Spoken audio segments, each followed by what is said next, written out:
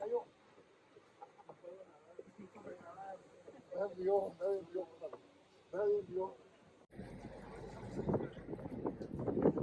this is a great time to call this and I carry The last time I see it, I was talking to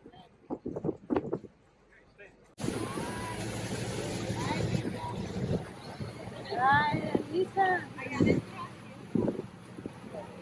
Oh, yeah, hay para sentar adentro.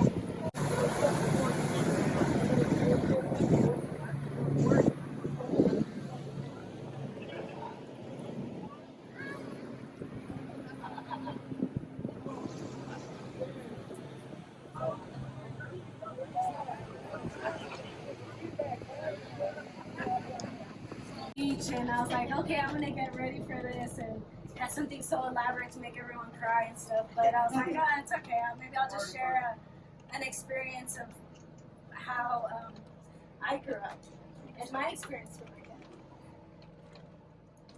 And so I remember when I was growing up, my dad would take me to he would take us all to the grocery store, and he was like, okay, grab as many cereal boxes you can grab with your hands. And I was like, okay. And I would only grab like one box. And then I would see Isabel and Guido like with like 5 boxes. And I was like, I'm too embarrassed to grab like 5 boxes. So I was like, okay.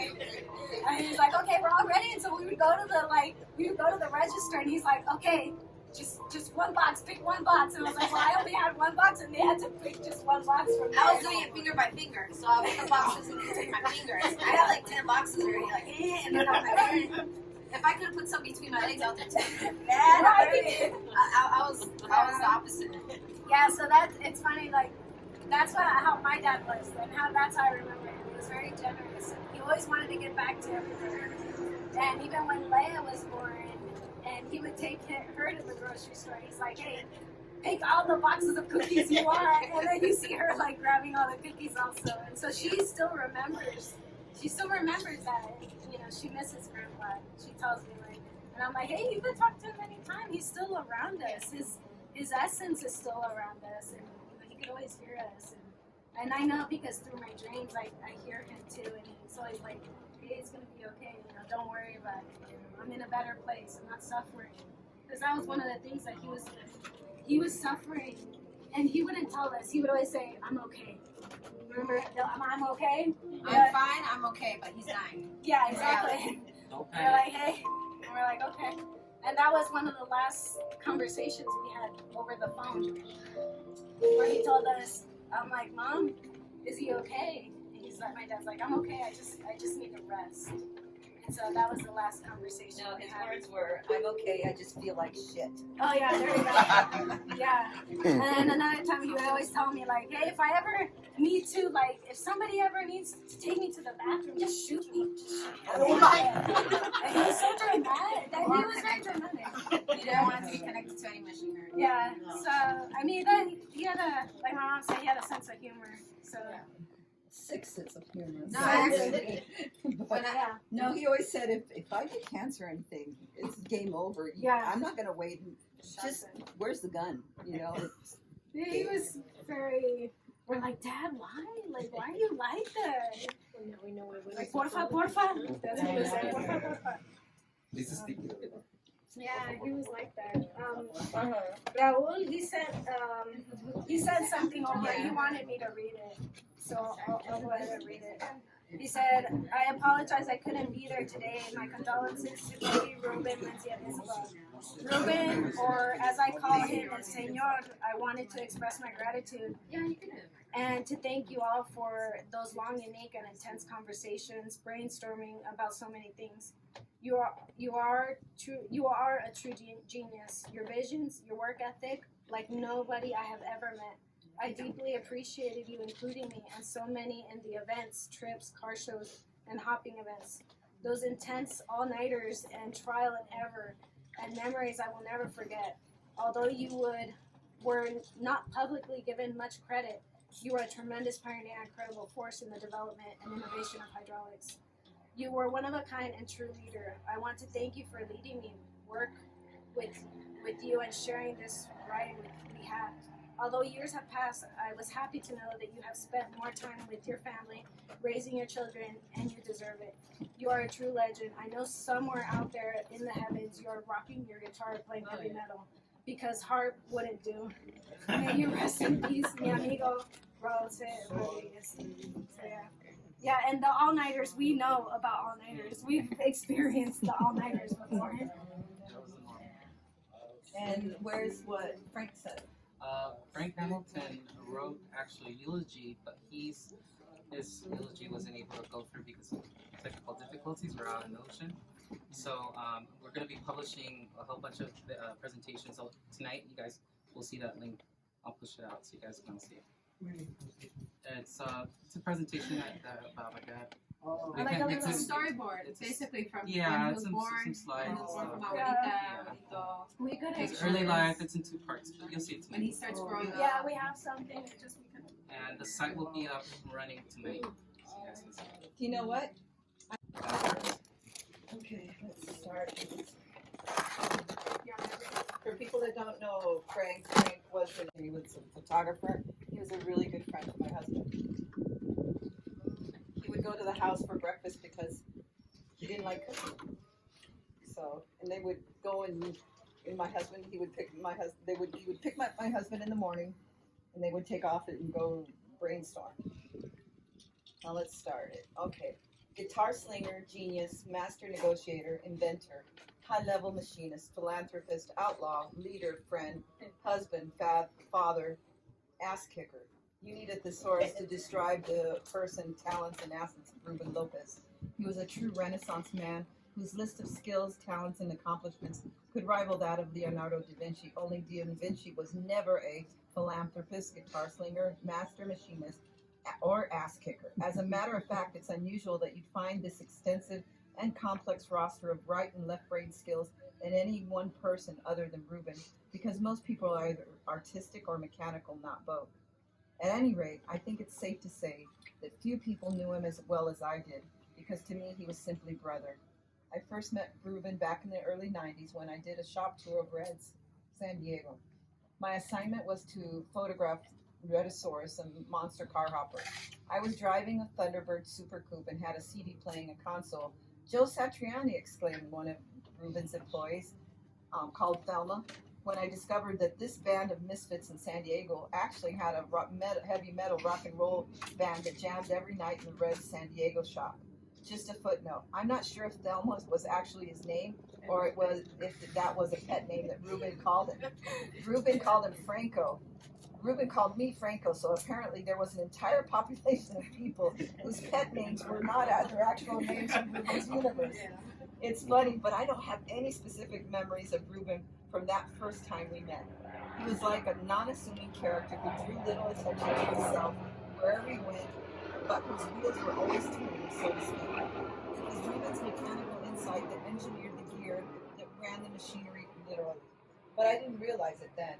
However, I was impressed that car, a 59 Impala, was completely gutted and outfitted with a cantilever hydraulic suspension. There was nothing like it on the earth at that time. Fast forward a year, during my tenure as editor at Lowrider magazine, my buddy Dick DeLoach suggested that I meet with Ruben at the new r.e.d.s factory in Long Beach to shoot some product and ad photography for them. They were new to the advertising game, but Ruben had some big ideas, so he and I brainstormed some stuff, and we became fast friends in the process. As a matter of fact, as our friendship grew, I would pick him up for breakfast every day in the early morning. For me, I say, because I later discovered that Ruben would get up 3 hours earlier each morning to get solo sessions in on his guitar before I arrived, and those sessions would continue every evening when he would jam with his band at the shop.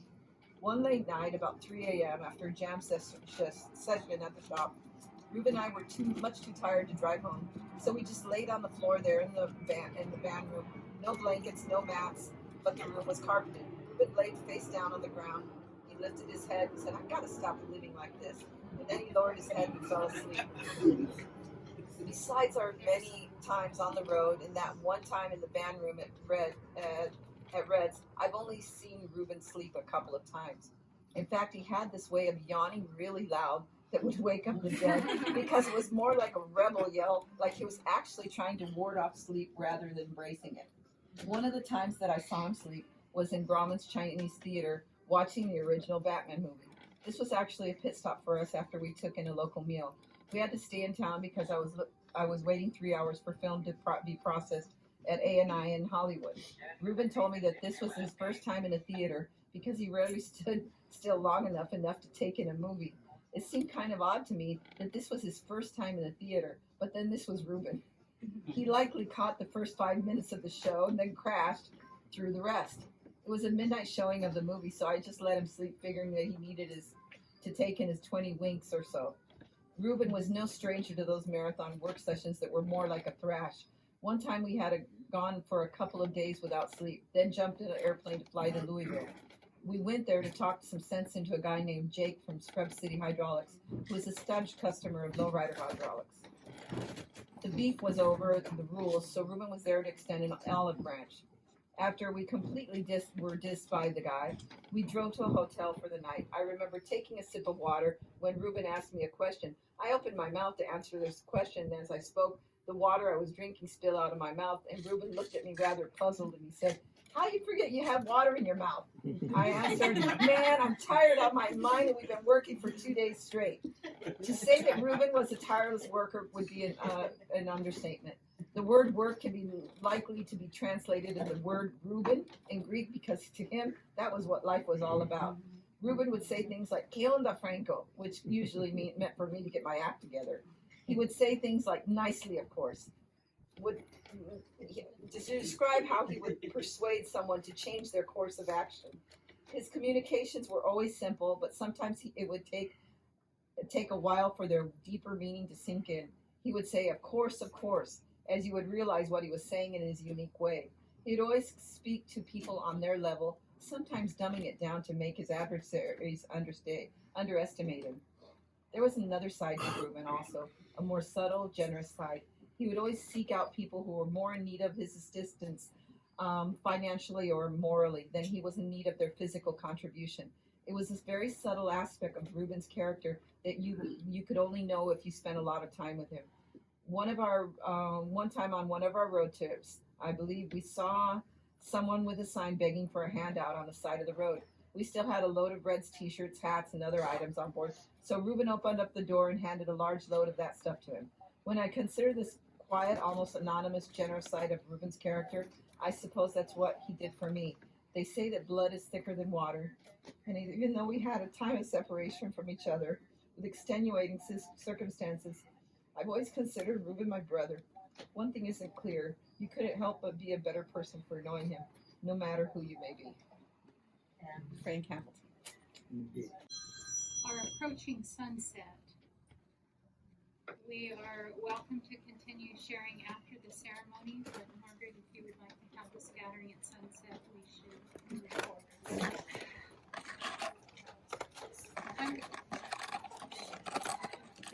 You're welcome.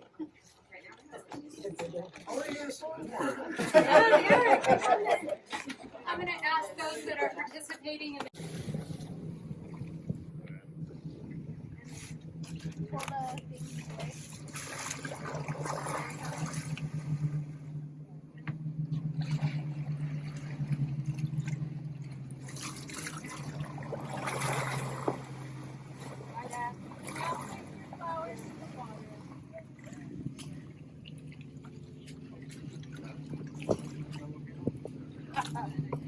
Till we meet again, brother.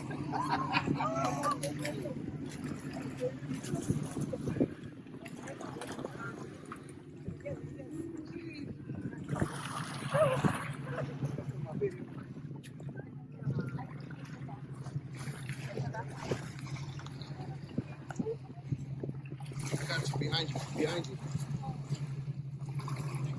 Be there. Yeah. It's our brother Ruben right there. The legend.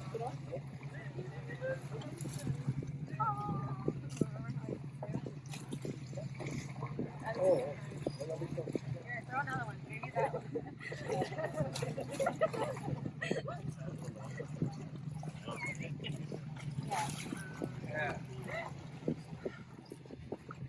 Sorely missed, brother.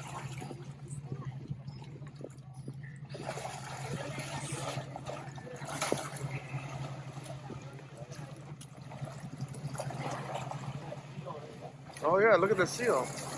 Yeah, he's right there. The seal's right there. Oh, he's right there. Hey, don't eat the chili, goddammit, you're gonna burn. That Ruben's got chili. He eats a lot of chili. Yeah, look at the seal.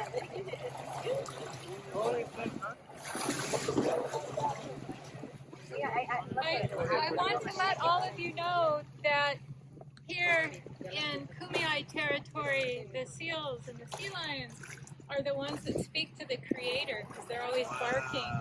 So whenever I see one, they're welcoming a kindred spirit and welcoming him. So that's a good sign.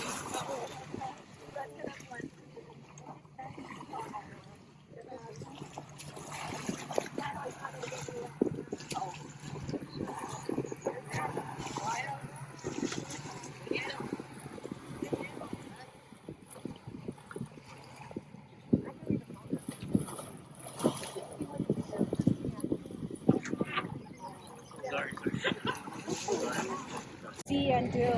You must not tie yourself to me with tears. Be happy that we had so many years. I gave you my love, and you can only guess how much you gave me in happiness. I thank you for the you love you each have shown, but now it's time I travel alone. So grieve a while for me. If you grieve, you must. Then let your grief be comforted by trust. It's only for a while that we must part, so bless the memories within your heart. I will not be far away, for life goes on, so if you need me, call and I will come. Through you can't, though you cannot see me or touch me, I'll be near, and if you listen with your heart, you'll hear all of my love around you soft and clear. And then you must come this way alone. I will greet you with a smile and welcome home. So yeah, that's beautiful. So yeah, my dad always likes parties, so this is a party. My husband had a saying that said, when the shit hits the fan, you throw a party. So I guess this is really, really apocalyptic shit. Yeah.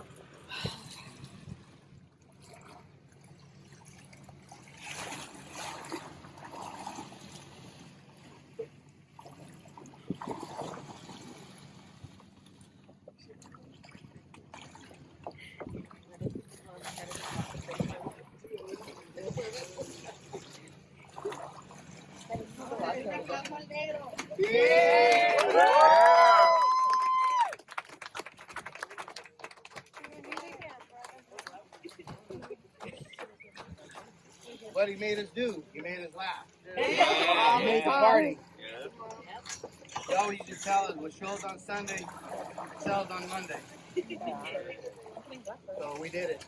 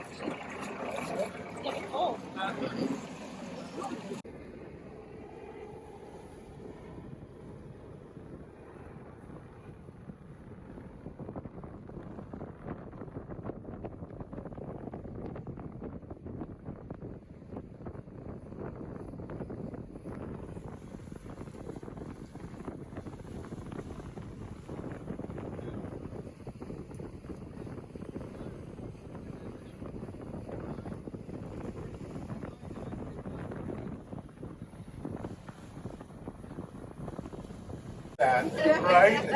They say, "Come on, gorditos, get over here, get over here." And